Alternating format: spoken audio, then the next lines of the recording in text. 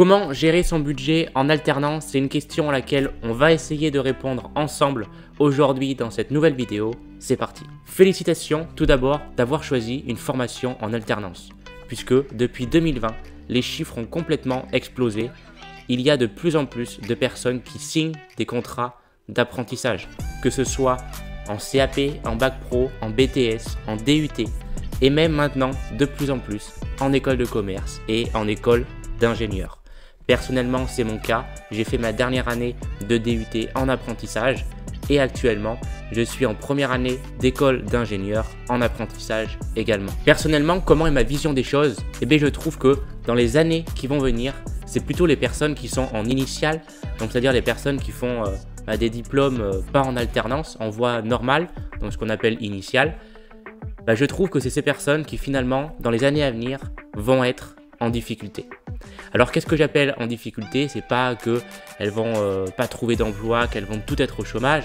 C'est tout simplement que si un recruteur est face à deux candidats qui ont à peu près la même école, à peu près le même diplôme équivalent, mais qu'une personne a fait apprentissage et que l'autre a fait initial, j'en suis quasiment sûr que le recruteur ne va même pas se poser 50 autres questions, mais va directement foncer, tête baissée, sur la personne qui a fait alternance. Depuis que j'ai un an d'alternance sur mon CV grâce à ma dernière année de DUT, j'ai fait 3 entretiens et à ces 3 entretiens, j'ai été retenu.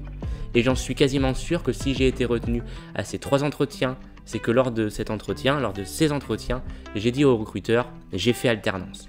Et je peux vous assurer que lorsque j'ai dit j'ai fait alternance en DUT chez telle entreprise, le recruteur a complètement changé la façon dont il a tourné l'entretien. Il n'était plus le même et on voyait qu'il avait vraiment une confiance en moi lorsque je lui ai dit j'ai fait alternance.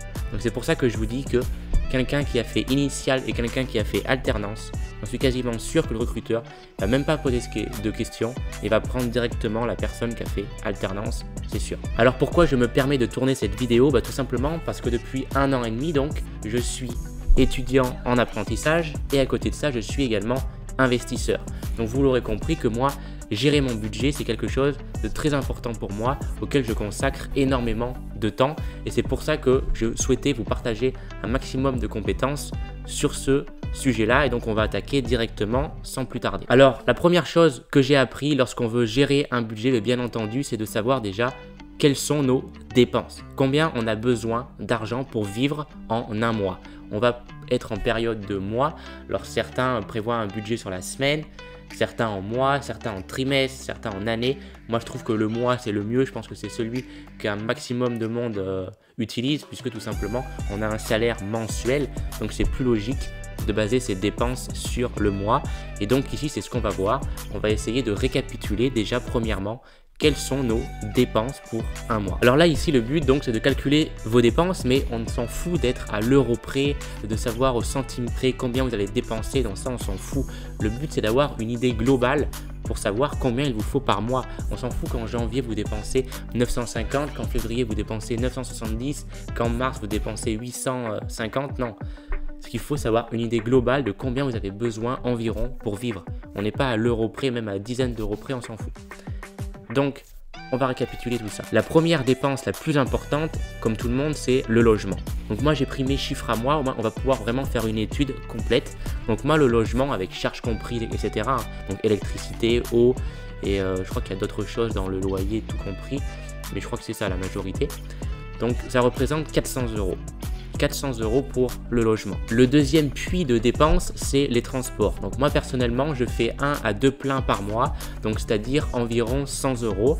Après, si vous vous déplacez principalement en transport en commun, essayez de calculer ça rapidement, de faire une moyenne sur le mois, si par exemple c'est un abonnement à l'année. Essayez de faire une moyenne si vous prenez le train, mais aussi le métro. Essayez de faire un truc sur le mois pour avoir des données, quoi, sur le transport. La troisième chose, je l'ai mis en troisième, elle est peut-être plus en deuxième, c'est la nourriture. La nourriture, c'est un gros poste de dépense. On est obligé de se nourrir si on veut vivre.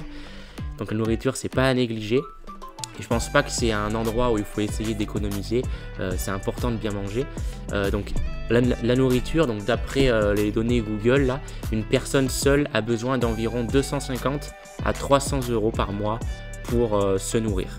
Donc moi j'ai mis un petit peu moins puisque en étant étudiant et en plus en alternance, je le rappelle pour ceux qui ne savent pas, vous avez le droit de manger au Crous. Donc le Crous c'est le restaurant universitaire. Et donc oui, vous avez le droit, c'est 3 € le repas. Vous avez entrée, plat, dessert. Donc ça vaut le coup, c'est des repas équilibrés et pour très peu cher. Donc profitez-en, si vous êtes en alternance, vous avez le droit à ça. Donc moi je suis un cas un peu particulier pour la nourriture puisque c'est principalement mes parents qui me font à manger. Donc on a convenu comme ça, même quand j'étais en DUT on procédait de cette manière là. En fait comme on est 3, donc il y a mes 2 parents et moi, finalement ma mère en fait fait les mêmes repas que lorsque j'étais au collège ou au lycée. Et sauf que la part que je ne mange pas quand je suis avec eux, elle la met dans un tupperware, elle me la met au congèle. Et moi quand j'arrive le vendredi soir, je prends tous mes tupperwares pour la semaine suivante. Donc finalement ça ne demande pas beaucoup de travail de plus. Moi je participe bien sûr à payer cette nourriture et ça me permet moi de gagner du temps pour la nourriture. Donc voilà, nous c'est un petit, on fonctionne pas forcément comme tout le monde, mais c'est pour ça que du coup la nourriture, moi c'est pas vraiment un gros poste de dépense, c'est environ 100 € par mois. La quatrième chose, c'est les assurances. Assurances, on a principalement deux. La première, c'est l'assurance logement, c'est pas forcément la plus chère. Moi je crois que c'est environ 10 € par mois. Mais la deuxième qui est un peu plus chère, c'est l'assurance voiture, qui elle peut varier de 50 à 100 €. Ça dépend comment vous êtes assuré. Moi je crois qu'elle est dans environ 50 € par mois. La cinquième chose, c'est les loisirs. Donc les loisirs, ça peut vachement varier puisque si vous sortez pas trop, ça peut être quelques dizaines d'euros par mois. Par contre, si vous sortez beaucoup et qu'en plus vous faites du sport, ça peut aller à plusieurs centaines d'euros par mois. Donc moi, je considère pas que j'ai beaucoup de loisirs puisque finalement, moi, je fais du vélo en compétition. Donc le vélo, j'en achète un par an, mais cet argent-là pour acheter mon vélo, je le prends dans mon épargne parce que ça coûte bien plus cher que mon salaire. Donc finalement, ensuite, au cours de l'année, j'ai pas forcément beaucoup de dépenses en loisirs. Donc moi, c'est assez minime, mais ça, c'est vraiment à considérer. Hein, les loisirs, pareil, essayez de faire une moyenne sur mensuel, combien ça vous coûte environ vos loisirs. C'est vraiment important parce que souvent, c'est vraiment un endroit où on dépense beaucoup d'argent. Et enfin, l'épargne. Donc moi, je considère ça comme une dépense. Alors certains, l'épargne, ils ne considèrent pas ça comme une dépense, ils considèrent plus ça comme le reste. C'est-à-dire voilà ce qui vous reste une fois que vous avez tout payé. Donc moi je considère vraiment ça comme une dépense, c'est pas un reste, c'est prévu dans mon budget. Je dois dépenser 700 € dans mon épargne. Finalement pour moi c'est comme un achat, je dois épargner 700 €. Donc comme si je devais acheter quelque chose qui a une valeur de 700 €. Et bien sûr cette chose me revient puisque c'est mon épargne à moi. Donc quand on fait un global de tout ça, on voit que pour vivre il vous faut environ 900 €. Donc 900 € finalement c'est pas grand chose, hein. On voit quand même qu'on peut vivre avec très peu finalement lorsqu'on est bien organisé, etc. Bien sûr, j'en suis bien conscient, avec 900 € on fait pas grand chose. Aujourd'hui ça coûte tellement cher pour faire des loisirs, etc. Je suis bien conscient qu'avec 900 € on n'a pas une vie de fou avec ce qu'on vient de dire, à part payer la bouffe et payer le loyer, on fait pas grand chose. Mais en tout cas ça montre que si on a vraiment très peu de salaire, comme des fois ça peut l'être lorsqu'on est stagiaire ou en alternance, ça montre quand même qu'on peut largement vivre et être autonome vis-à-vis de nos parents. Ensuite, la deuxième chose, c'est calculer combien vous gagnez par mois. Donc ça, souvent, c'est moins compliqué, hein, qu'on n'a pas 50 sources de revenus. Moi, j'en ai 3. La première, c'est mon salaire qui est d'environ 1200 €. Donc lui, il fluctue parce que ça va dépendre selon les primes que je vais avoir si je suis en entreprise ou si je suis à l'école. Donc ça fluctue entre 900 et 1200 € et on va dire 1200 € ici. Ensuite, j'ai mon aide au logement, 260 €. Et ensuite, j'ai Mobily Jeune. Ça, c'est une aide au logement qui s'ajoute à l'APL qui est d'une valeur de 100 €, ce qui fait qu'en tout, j'ai environ 1500 € qui rentrent tous les mois. Et enfin, la dernière chose à faire, c'est de tirer un bilan, c'est-à-dire faire une soustraction entre ce qui rentre et ce qui sort. Donc déjà, la première chose, c'est qu'on voit, ça c'est le gros point positif lorsqu'on est en alternance, c'est que notre loyer est quasiment payé par les aides sociales. Donc l'aide au logement et Mobily Jeune, moi en fait j'ai 400 € de loyer, c'est quasiment toutes ces aides qui me payent mon loyer, donc en fait mon salaire n'est pas touché. Donc même en payant mon loyer, il me reste encore la totalité de mon salaire. Ensuite c'est très simple, des 1200 €, je déduis le transport, ça fait 1100 € qu'il me reste. Ensuite je déduis la nourriture, il me reste 1000 €. Ensuite je déduis les assurances, il me reste 900 € et c'est bon. On pourrait presque déduire aussi les loisirs, Si je fais une moyenne sur l'année, on pourrait peut-être encore déduire 100 €. Mais comme c'est quand même très minime, on va garder 900 €. Donc on voit que en moyenne, hein, c'est vrai, c'est vraiment une moyenne, mais par mois, il me reste quasiment 8 à 900 €, donc ce qui est vraiment énorme. Et là, la question qu'on peut se poser, puisque là, on n'est pas en mode, bon, ok, il me reste 800 €, je vais pouvoir aller profiter et tout claquer. Non, moi, je suis vraiment dans un but qu'il me reste un maximum à la fin du mois pour pouvoir investir cet argent. En conclusion, la partie très importante de cette vidéo, c'est qu'il faut savoir exactement combien vous avez besoin d'argent pour pouvoir vivre un seul mois. Donc moi, je sais que pour vivre pendant un mois, j'ai besoin de 900 € lorsque j'ai compté mon loyer, la nourriture, enfin bref, tout ce qu'on a vu. Et pourquoi c'est hyper important de savoir combien on a besoin d'argent pour vivre? Tout simplement puisque au cours de votre alternance, au cours de votre carrière, votre salaire va sûrement augmenter. Là, actuellement, vous touchez peut-être 1000 € en alternance et vous dépensez 1000 €. Donc, il ne vous reste plus rien à la fin du mois.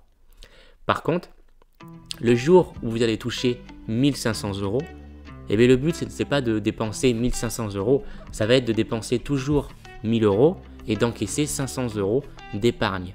Pareil, le jour où vous allez toucher 3000 €, le but, ce n'est pas de dépenser 3000 €, mais c'est de dépenser au plus proche 1000 € comme vous faisiez avant. Le but, c'est de diminuer ça en fait, que votre courbe de salaire, elle est comme ça et que votre courbe de dépenses, elle n'est pas sur la même pente. Que sinon, si votre courbe de salaire et votre courbe de dépenses sont sur la même pente, sont sur la même courbe, en fait, vous n'allez jamais épargner parce que si vous gagnez 3000 € et que vous dépensez 3000 €, ça ne sert à rien. En fait, vous n'allez jamais épargner d'argent et ça, c'est pas le but. C'est pour ça qu'aujourd'hui, énormément de personnes gagnent beaucoup d'argent, hein, des gros salaires, des bons ingénieurs qui vont toucher des gros salaires entre 5 et 10 000 € par mois. Et comme ces personnes-là n'ont pas d'éducation financière, en fait, ils vont vivre mois après mois. C'est-à-dire que s'ils gagnent 5000 € par mois, mais eux, en fait, ils sont habitués à dépenser ces 5000 € par mois. Ils ne comprennent même pas pourquoi ils devraient se forcer à conserver peut-être 2000 € en épargne par mois. Non, pour eux, ils gagnent 5000 €, ils doivent dépenser ces 5000 €. C'est pour ça que alternance, c'est encore une fois un gros point positif. En plus d'apprendre des choses pour votre cœur de métier, vous apprenez aussi à gérer votre budget et à commencer à avoir une éducation financière. Et ça, c'est hyper important puisque aujourd'hui, mais quasiment la totalité des salariés n'ont pas d'éducation financière. Voilà, je finirai par ça. On se retrouve pour une prochaine vidéo. C'était Dimitri. Ciao.